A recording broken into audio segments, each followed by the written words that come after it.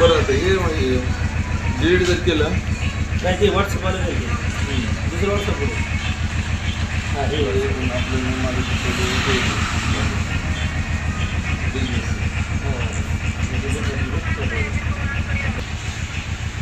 गाडी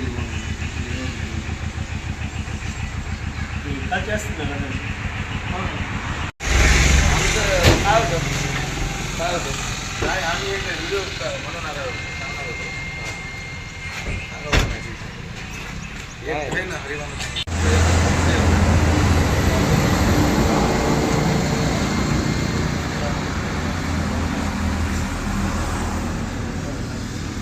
सर्कल फिरत असताना या सर्कलमध्ये खूप माझ्या गाठीभेटी झाल्या आणि प्रतिसाद खूप चांगला दिला. एक सर्वसामान्याचं लेकरू या राजकारणात उतरलं आणि असा चेहरा या सर्कलला हवा होता. आणि आमचे आदरणीय पालकमंत्री मेघना दिदी बोर्डीकर दिदींनी ही मला संधी दिली की सर्वसामान्याचं लेकरू मोठं व्हावं या कर्तृत्वानं माझ्या खांद्यावर हा विश्वास ठेवला. आणि आज भाजपची सत्ता गल्ली ते दिल्ली विकासाचं कमळ घराघरात फुलवण्यासाठी माझ्यासोबत जे माझे सहकारी रात्रंदिवस काम करत आहेत त्यांचा याच्या सिंहाचा वाटा आहे.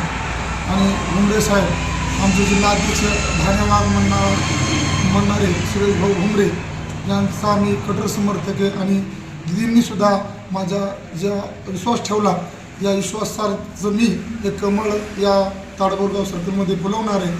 आणि जनतेचाही विश्वास झाला की गल्ली ते दिल्ली भाजपचं सरकार आहे तर मग हे कमळ विकासाचं कमळ आपल्याही ताडबोरगावमध्ये खुललं पाहिजे यासाठी लोकप्रतिनिधी आणि ही जनतेनं हातात घेतलेलं इलेक्शन आहे.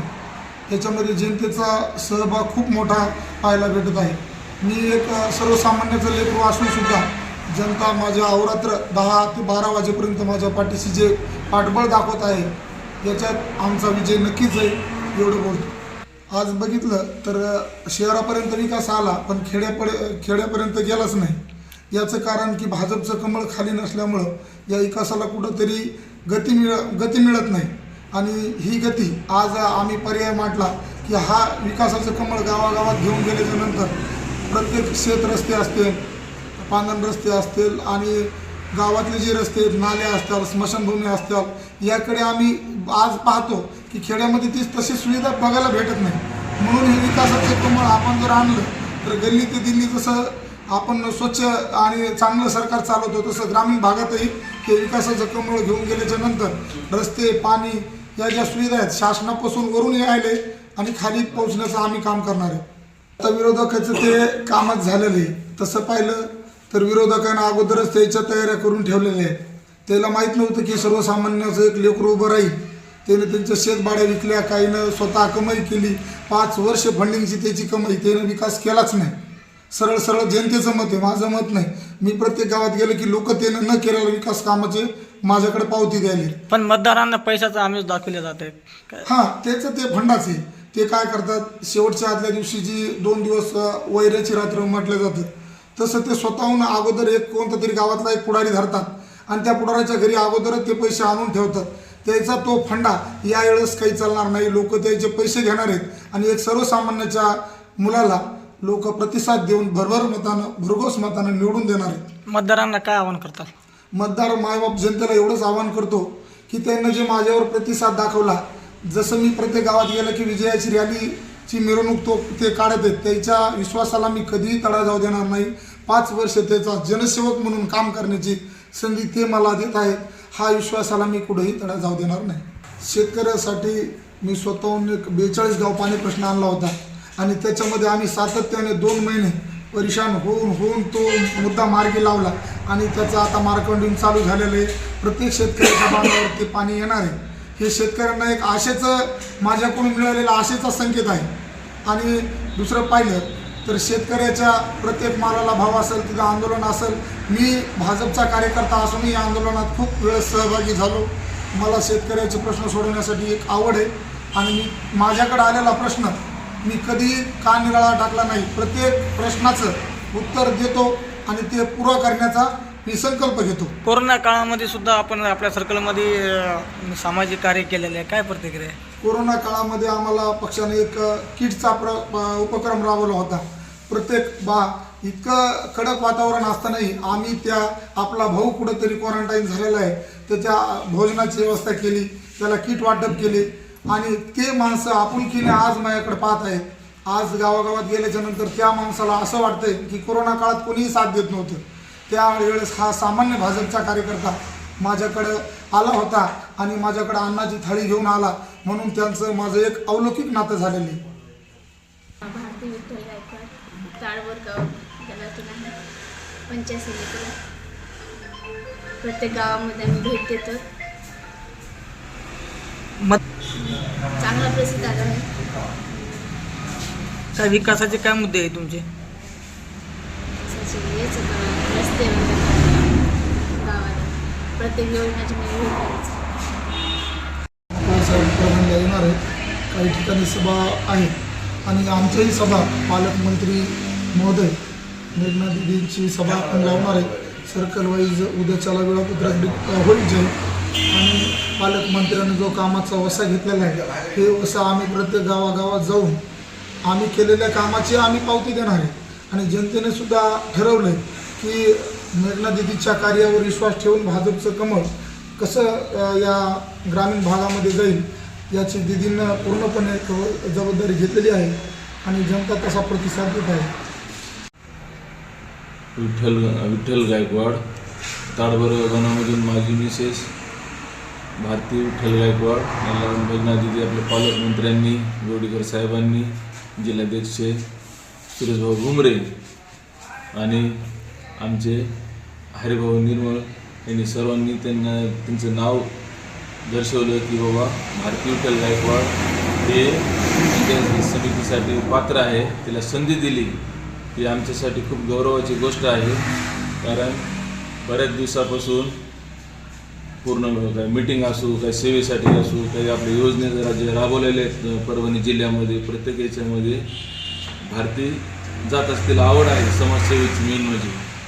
तर मेघना दिदीने सर्वांनी विश्वास ठेवला तर त्या गोष्टीचं आम्ही संधीचं सोनं करू.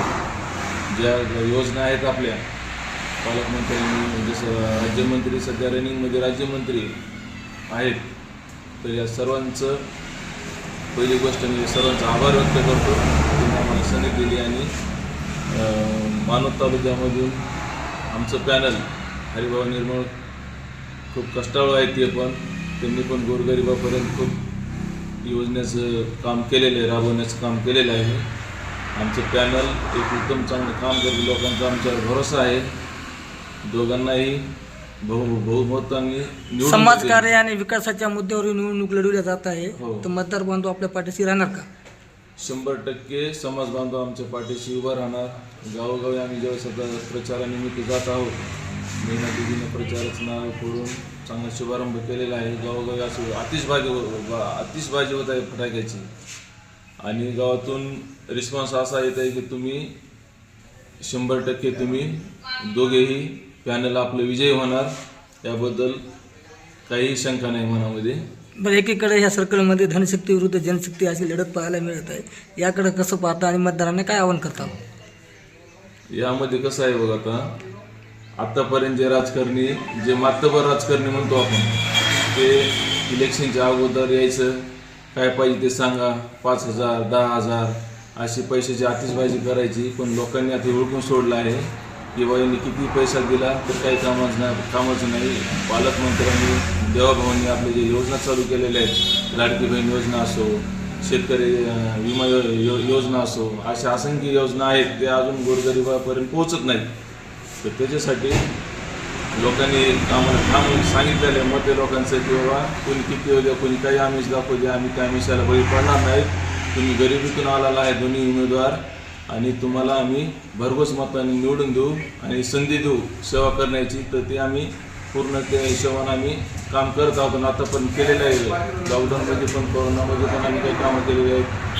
संस्थांतर्गत अपंग जे वसतिगृह आहेत तिथं पण आम्ही बरेच काही कामं केले. त्यांना फळं वाटप असो किंवा त्यांचं कपडे वाटप असो, या पण गोष्टी आम्ही वसतिगृहामध्ये केलेल्या आहेत. तर हे कसं आता आम्हाला जे आम्ही पुढचे जे काम करायचं आम्ही याच्यातून कार्यातून दाखवू. मतदारांना काय आवाहन करतो? मतदाराला मी हेच आवाहन करतो की जसं आम्हाला पक्षानं संधी दिली तसे आपण पूर्ण सर्व सर्कलने मिळून संधी द्यावी आणि पुढे जे आम्ही जे काम करणार आहोत त्याच्यासाठी आमचा आत्मविश्वास वाढवावा असं भरघोस मताने विजय करा. हे तुमचं एक एक मत कधीही वाया जाणार नाही. हक्काचे आम्ही उमेदवार आहोत तुमचे. तुम्ही कोणत्याही वेळेला जर आवाज दिला तर आम्ही येणार, तुमच्या मदतीला धावून येणार. ही अशी कळकळीची आम्ही तुम्हाला विनंती करतो की बाबा एक संधी देऊन बघा. तुम्ही तर तसं सांगितलं सर्व गावांनी तर आम्हाला गॅरंटी दिलेली आहे. कोणी किती कोणी आता आपण बाकीच्या याच्यावर काही आपलं सर्वांना माहीत आहे की आपल्या 30-35 वर्षामध्ये जिल्ह्याचा काय विकास झालेला आहे. तर काही काही गोष्टीचं कसं असतं प्रत्येकाला आता नाव ठेवून जमत नाही. आता मध्ये दुर्घटना समजा घडली पण आम्ही त्याच्यामुळे आमचा प्रचार पण आम्ही स्थगित केला. जसं आपण कसं असतं पक्षाचे कामं वेगळं असतात, एक माणूस केला पण एक हे असतं. त्याच्यामुळे आम्ही पूर्ण आम्ही रुमाने ठेवलं नव्हतं काय नाही. त्याचा प्रचार पण ठेवला. इथून पुढे आमचा प्रचार पण आता चालू आहे व्यवस्थित आणि लोकांना पण लोक पण आम्हाला खूप उत्साहात आमचं गावामध्ये आमचं स्वागत करत आहेत. फटाके वाजवून स्वागत करत आहेत आणि आमचं 100% आमचं पॅनल विजयी होणार आणि आम्ही अशी घेऊन जाऊ शकतो, हक्कानं बोलू शकतो. दीदी यांच्या असे काही प्रॉब्लेम आहेत महिलांचे तर एका शब्दामध्ये. आणि दीदीचं असं काम आहे सर्वांना माहीत आहे जिल्ह्याला महाराष्ट्राला की दीदी जे बोलतात ते करून दाखवतात. त्याच्यामुळं आम्ही हक्कानं त्यांच्याजवळ काही आपले सर्कलचे प्रॉब्लेम सगळे आम्ही सॉल्व्ह करण्याचा प्रयत्न करू.